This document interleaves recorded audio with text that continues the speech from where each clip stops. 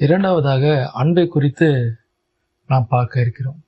கொலோசியர் 2ஆம் அதிகாரம் 2ஆம் வசனத்துல அப்போஸ்தலனாகிய பவுல் பார்த்தீங்கன்னா, அவர்கள் அன்பினாலே இணைக்கப்பட்டு பிதாவாகிய தேவனுக்கும் கிறிஸ்துவுக்கும் உரிய ரகசியத்தை நீங்கள் அறிந்து கொள்ள வேண்டும் என்று அவர் பேசுவதை நாம் பார்க்க முடியும்.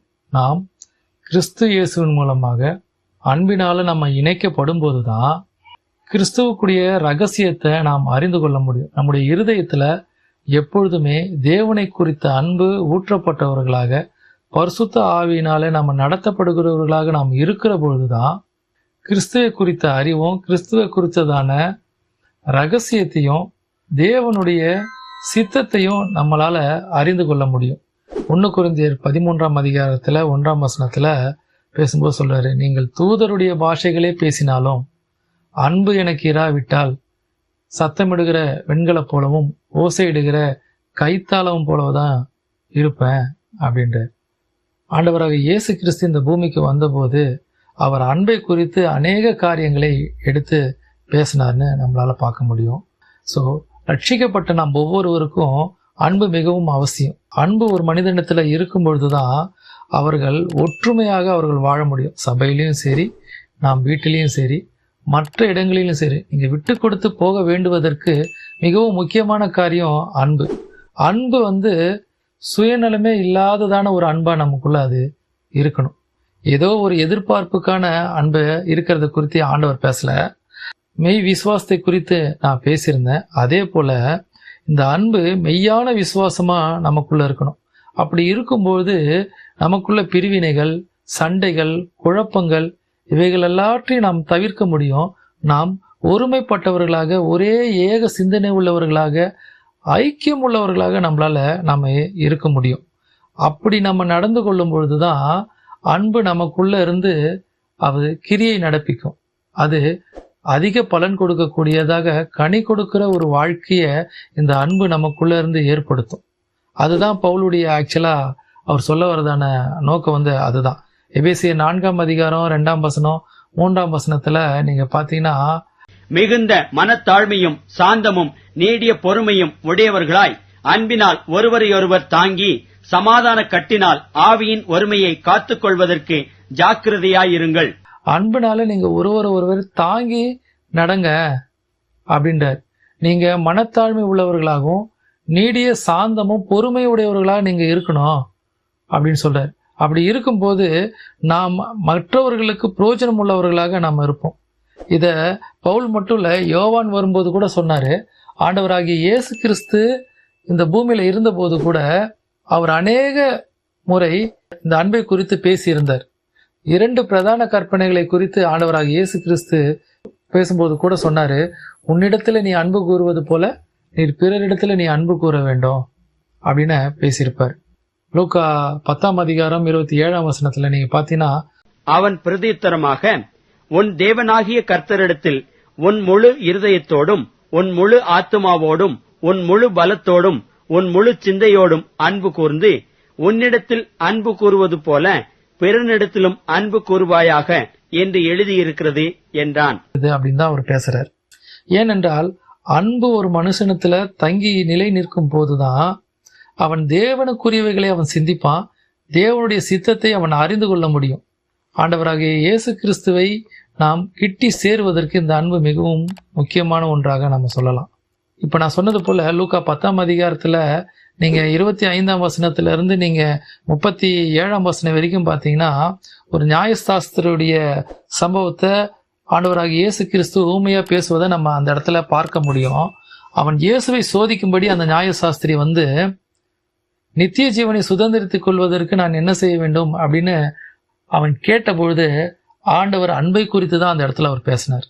இப்ப நான் வாசித்த அந்த 10ஆம் அதிகாரம் 27ஆம் வசனத்துல உன்னிடத்துல அன்பு கூறுவது போல பிறரிடத்துல நீ அன்பு கூறுந்தா ஆண்டவராகிய இயேசு கிறிஸ்து சொன்னாரு. அப்படி சொல்லும்போது அவர் ஊமைய அவனுக்கு வெளிப்படுத்தி காட்டுறாரு. இந்த அன்புனால நீ இரக்கம் செய்யக்கூடியவனாய் நீ இருக்கணும் அப்படின்றதான் இயேசு கிறிஸ்து அந்த நியாயசாஸ்திரி விளங்கும்படியான காரியத்தை அந்த இடத்துல ஊமைகளா சொல்லுவதை நம்மளால பார்க்க முடியும். இயேசு பிரதியுத்தரமாக, ஒரு மனுஷன் எருசலேமிலிருந்து எரிகோவுக்கு போகையில் கள்ளர் கையில் அகப்பட்டான். அவர்கள் அவன் வஸ்திரங்களை உரிந்து கொண்டு அவனை காயப்படுத்தி குற்றுயிராக விட்டு போனார்கள். அப்பொழுது தற்செயலாய் ஒரு ஆசாரியன் அந்த வழியே வந்து அவனைக் கண்டு பக்கமாய் விலகிப் போனான். அந்தப்படியே ஒரு லேவியனும் அந்த இடத்துக்கு வந்து அவனைக் கண்டு பக்கமாய் விலகிப் போனான். எருசலேம்ல இருந்து ஒருவர் எரிகோவுக்கு புறப்பட்டு போறாரு. அப்பொழுது அந்த நபருடைய ஆடைகளை உரிந்து கொண்டு அவனை அடித்து குற்றுயிராக கல்லர்கள் விட்டு விட்டு போறாங்க. அந்த வழியாக வந்த ஆசாரியன் அவனை பார்த்து விலகி போறார். அதே போல அந்த வழியா வந்த இன்னொருத்தரான லேவியனும் அந்த அடிபட்டு கிடந்த அந்த சகோதரனை பார்த்து அவரும் விலகி போவதை நம்ம வேத வாக்கியங்களை பார்க்க முடியும். அப்பொழுது அந்த வழியா வந்த சமாரியன் ஒருவன் அவனை கண்டு மனதுருகி அவன் கிட்ட வந்து அவனுடைய காயங்களை அவன் துடைத்து அவனுக்கு திராட்சை ரசத்தை வார்த்து காயங்களை கட்டி அவனை சத்திரத்திற்கு கொண்டு போய் பராமரித்தான்னு நாம பார்க்க முடியும்.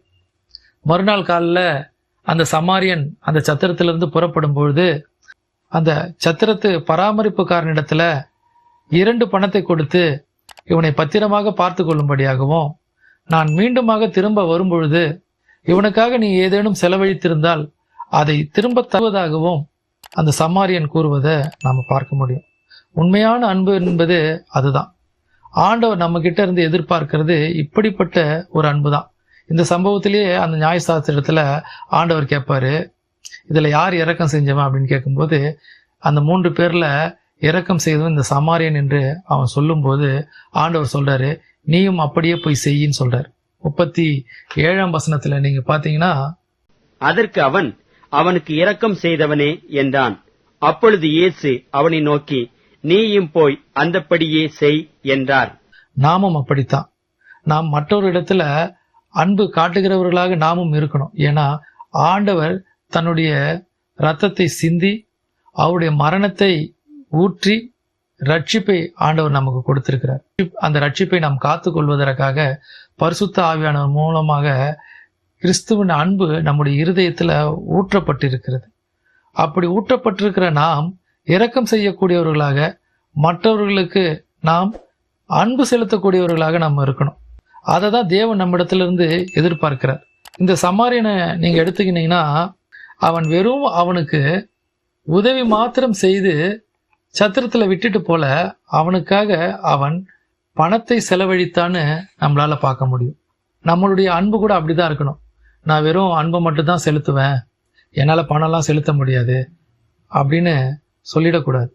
நம்மால் என்ன முடியுமோ, ஆண்டவர் நம்முடைய கையின் பிரயாசத்தை என்ன ஆசீர்வதித்து கொடுத்திருக்கிறாரோ அதை கொண்டு நாம் மற்றவர்களுக்கு உதவி செய்யணும். அதை அன்பின் நிமித்தமா செய்யணும். நாம் ஒரு கடமையாகவும் ஒரு சடங்காச்சாரமும் அதை செய்யாமல் கிறிஸ்துவுடைய அன்பின் நிமித்தமாக நாம் அதை செய்யணும். இந்த சமாரியன் நீங்க பாத்தீங்கன்னா, மீண்டுமாக வந்து நான் பணத்தை செலவழித்த பணத்தை கூட நான் தரேன்னு பேசுறாரு. அவரு அந்த அடிபட்டு கிடந்த அந்த சகோதரனிடத்துல எதையாவது பெற்றுக்கொள்ளலாம், செலவு பண்ண பணத்தை அவங்ககிட்ட இருந்து வாங்கிக்கலாம் அப்படின்றது அவருடைய அந்த சமாரியனுடைய எண்ணம் இல்ல. அவனுக்காக தன்னால் என்ன செய்ய முடியுமோ அதை அந்த சமாரியன் செய்தான்னு இந்த ஊமையின் மூலமாக நாம் அறிந்து கொள்ள முடியும். நம்முடைய காரியங்களும் அப்படிப்பட்டதா தான் இருக்கணும்.